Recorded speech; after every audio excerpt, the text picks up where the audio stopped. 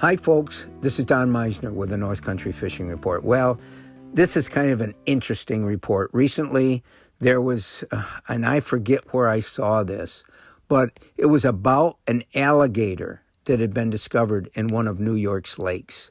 Now, obviously, that alligator didn't migrate itself all the way up from the south, but somebody had probably taken a pet alligator or whatever and put it in the water, and now that exists.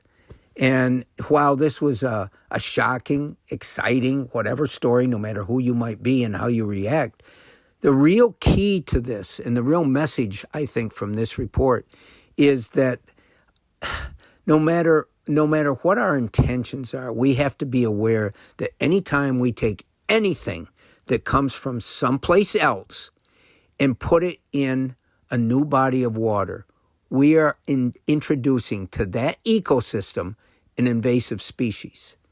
And it can seem, okay, you're only putting one thing in there or a couple things in. Well, those couple things soon multiply and they become a new species to threaten the balance that exists in a body of water. And that's why, in the past, people will, let's say they go to one body of water and they'll catch some bass and they'll bring them and they want to put them in a pond that they have. Well, maybe in that body of water where they caught those bass, there's a disease that is spreading, and that's just one part of what can take place. But so many of the times that lakes are ruined, it's innocent. These fish become introduced. I can use the Adirondacks as an example. The trout ponds and the trout lakes are so special, but once perch have been introduced to these ponds, they're pretty much ruined as a trout fishery because the perch take over. And there's only so much food that exists for that balance of life that exists there. So I think it's really important the next time we hear a report of something like this, we realize that this is a way that bodies of water can become ruined and so often just innocently.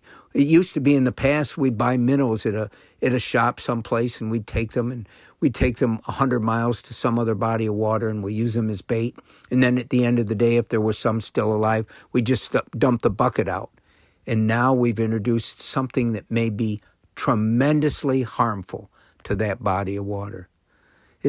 Part of it is about education, part of it is about awareness, and part of it is about all of us sharing together a desire to protect what is so special and what we have.